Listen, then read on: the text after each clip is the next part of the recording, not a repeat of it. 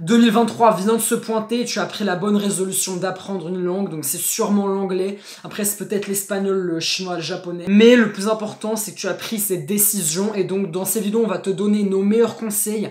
Qu'est-ce qu'on aurait aimé entendre quand on a commencé à apprendre l'anglais et l'espagnol pour vraiment gagner du temps et en 6 mois parler couramment la langue. Hi everybody! On commence direct, donc on va commencer par les débuts. Premièrement, tu es nouveau dans la langue, tu dois apprendre la liste des 100 mots les plus utiles dans cette langue. Parce que si tu n'as pas de vocabulaire, tu peux rien faire, tu peux rien comprendre, rien parler. Tu dois avoir du vocabulaire. Donc apprends-moi les prépositions, les pronoms, les petits mots comme le, la, donc, les petits connecteurs logiques qui sont essentiels, qui sont dans et tape surtout pas mots de vocabulaire anglais. Tape la liste des 100 mots de vocabulaire et c'est vraiment les 100 mots les plus utiles et qui apparaissent les plus couramment, les plus souvent dans un texte donné au hasard. Et c'est ça qui va te donner, c'est ça qui va te donner des bonnes bases. Et après, quand tu auras ces bases, tu pourras agrandir à 200 mots, 300 mots, 400 mots, 500 mots.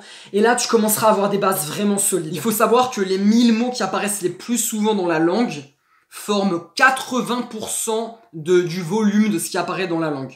Donc ce qui apparaît le plus souvent. Donc en gros, quand tu prends un mot au hasard dans un texte ou à l'oral, il y a 80% de chances, c'est presque sûr qu'il fait partie des 1000 mots que seulement un groupe de 1000 mots qui sont les plus souvent utilisés. Ça veut dire quoi? Ça veut dire que t'as pas besoin c'est pas impossible d'apprendre une langue, c'est vraiment 1000 mots, tu les as, quasiment t'es bilingue en gros. C'est ça que ça veut dire. Donc, voilà, après tu as ces 500 mots, tu vas me dire, ok, maintenant il faut que je commence à écouter des choses, je vais pas juste apprendre du vocabulaire, faut peut-être que je passe la grammaire. Alors la grammaire, ça doit vraiment pas du tout te préoccuper. Faut vraiment pas que tu passes des heures à apprendre de la grammaire, c'est vraiment, quand tu as vraiment un doute sur une règle, tu peux checker, mais sinon c'est tout. Ne te focus pas sur la grammaire, c'est beaucoup plus important de théma des séries en masse ou de lire que de perdre en fait du temps avec de la grammaire. La grammaire, c'est en gros si tu vois un truc, un pattern, un schéma qui se répète dans comment, par exemple, je regarde des séries, tu vois qu'ils font tout le temps un truc dans une phrase, il y a une façon de faire la phrase qui se répète, il y a un truc qui est pas comme en français, par exemple, c'était français de base, et tu comprends pas pourquoi ils disent une phrase genre comme ça. Genre l'inversion de blue car au lieu de la voiture bleue, ils ont inversé. Si t'es vraiment débutant, voilà. Ce genre de choses. Là, tu peux dire, oh, je comprends pas, ils ont inversé les mots. Tu peux regarder, genre, pourquoi on inverse les mots en anglais, c'était vraiment, on imagine que t'étais complètement débutant dans la langue. Et tu verras la règle. Exactement. Mais c'est tout. Ne te dis surtout pas, je suis débutant dans une langue, donc je vais apprendre les 50 règles de grammaire à apprendre. Ouais, t'achètes un livre de grammaire et tu te mets 20 minutes. Pire, voilà, acheter la grammaire de l'anglais et passer 30 minutes à faire des exos, c'est vraiment pas efficace. Tu peux t'acheter un livre de grammaire, mais tu viens que si t'as un doute, ou limite tu passes 2 minutes par jour, tu fais un petit exo hyper rapide, mais c'est vraiment pas nécessaire, c'est si t'as envie, si t'es Ok, la grammaire, on va pas en parler plus, c'est pas très intéressant. Ouais, voilà. On passe suivant, donc t'as le vocabulaire très important au début, et maintenant on arrive dans la zone où t'es genre A2, t'as déjà beaucoup de mots de vocabulaire, et là tu commences à vouloir apprendre à conjuguer les verbes de base et tout, donc installe Duolingo, voilà.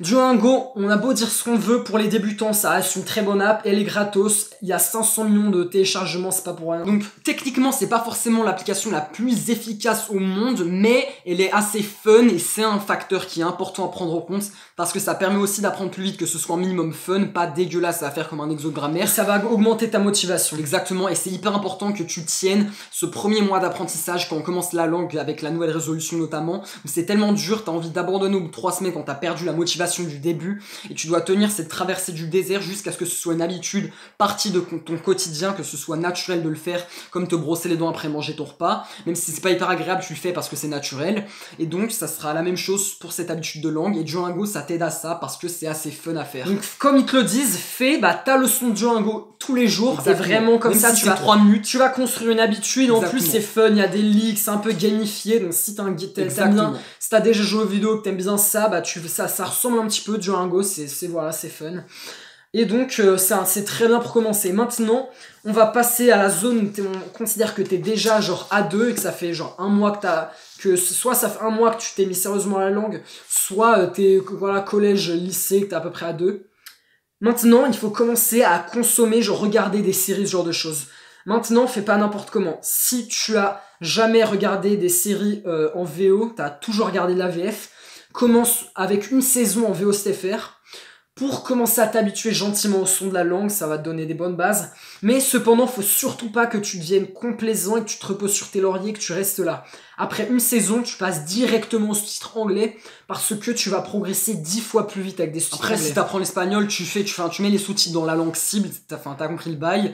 Mais l'idée, c'est que faut pas que t'attendes que tu trouves que ce soit facile à comprendre et tout, fluide, faut pas que t'attendes beaucoup trop longtemps parce que c'est une erreur qu'on a fait et que je pense qu'à peu près tout le monde fait.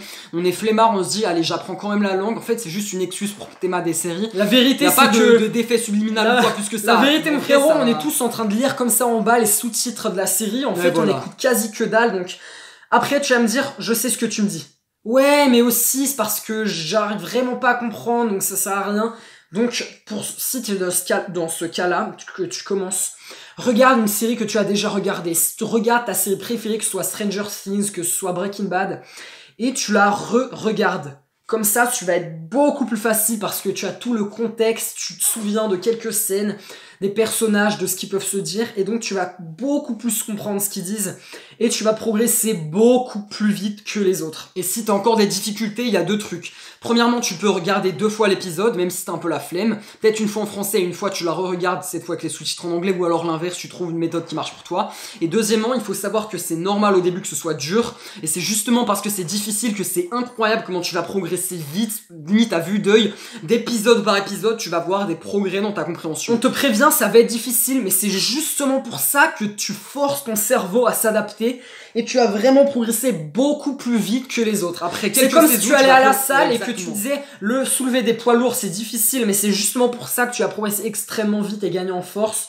Et si tu soulèves juste des poids légers parce que c'est ton niveau, bah si tu restes vraiment avec des poids légers, tu vas pas aller très loin. Donc là, c'est le même principe pour les langues. Ok, on passe au suivant. Maintenant, tu vas vraiment, après une saison, oui, je voulais le dire, une saison, ça va suffire. De 10 épisodes d'une heure, tu vas vraiment voir des progrès, donc ne te décourage pas. Exactement, c'est comme à la salle, tu auras des newbie gains. La première année de salle de muscu, tu fais la moitié de tes gains de toute ta vie à peu près. Et en fait, avec les langues, ça va même pas être en un an, ça va être en quelques saisons, même une seule saison, tu auras fait la plupart des progrès et tu seras assez confortable avec la série. Ça marche pour les séries, mais on n'a pas dit, tout ça, ce qu'on a dit, c'est valable pour les vidéos YouTube, si tu consommes beaucoup de contenu comme ça, ou des podcasts, voire des audiolivres, peu importe le contenu audio, voire écouter des conversations, ça marche pour tous les contenus audio. Ok, donc maintenant on a encore très peu parlé d'autres applis, on a juste parlé de Duolingo, donc si maintenant t'as déjà donc, des bases assez solides... Tu peux arrêter Duolingo, on n'a pas dit, mais quand t'atteins ce niveau, tu peux arrêter Duolingo, sauf si tu kiffes vraiment, mais c'est plus nécessaire quand tu peux comprendre les séries. Et ça commence à devenir moins efficace. Ouais. Tu peux remplacer par une autre appli, si c'est pour l'anglais pour le coup, c'est que pour l'anglais Word Up, donc Word le mot, Up, donc voilà, c'est comme ça s'écrit. Voilà. Et donc ça trie les mots des plus utiles aux moins utiles. Et donc, tu peux trier je connais pas, et après, te focus sur les mots de la langue vraiment les plus utiles, et comme ça apprendre des mots, voilà, je sais pas.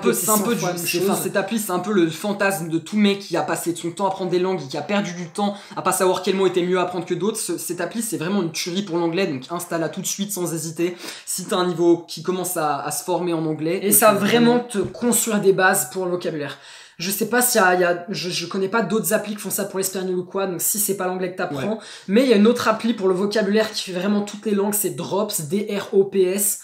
Donc tu cherches ça sur l'App Store. Ouais. On n'a pas le temps de développer, mais en gros c'est une appli qui te permet de retenir le vocabulaire à long terme. Il y a un système quand tu apprends des nouveaux mots que tu choisis d'apprendre par thème. Il y a une grosse, il y a plusieurs énorme choix de vocabulaire. Exactement. Sur tous les thèmes tu choisis et après tu as un système pour que tu retiennes sur le long terme. L'appli est gratuite. Il y a une version premium et tu peux juste commencer avec l'appli gratuite et tu peux faire des leçons de 5 minutes par jour, exactement, pas plus, mais c'est assez. 5 minutes, ça te construit une habitude. C'est excellent, on le fait tous les jours. On recommence.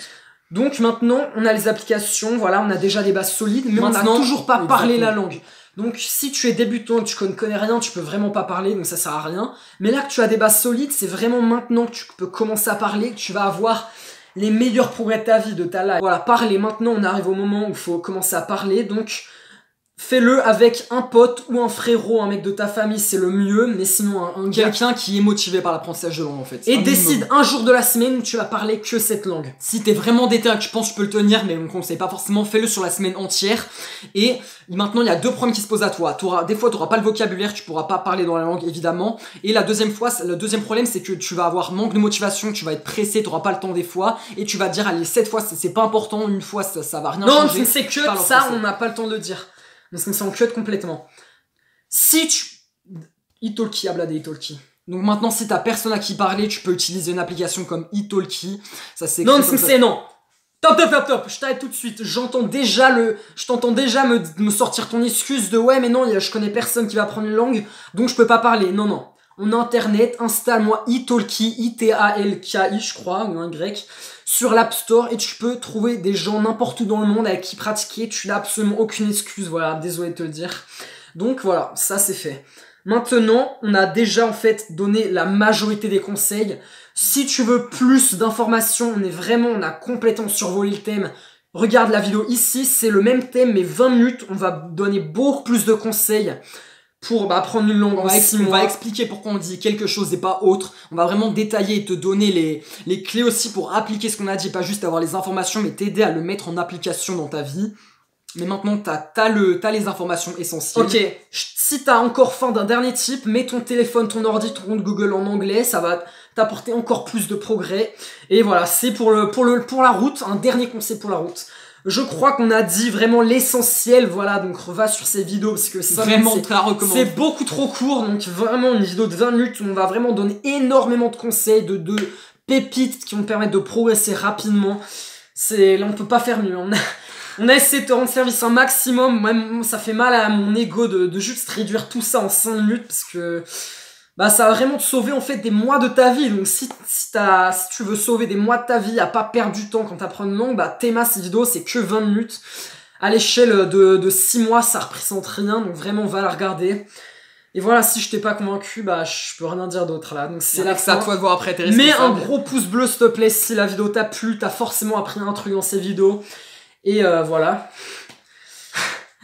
Et si tu veux d'autres vidéos sur ce thème, tu peux toujours t'abonner, c'est vraiment plaisir. Sache qu'on a une chaîne qui est dédiée à ce sujet, donc au lieu de 5 minutes, ce sera à chaque fois une vidéo par semaine, jour après jour, environ pas jour après jour, semaine par semaine de 5-10 minutes, chaque dimanche, où on va détailler un thème précis qui permet d'apprendre une langue rapidement, ce sera toujours le thème de cette chaîne.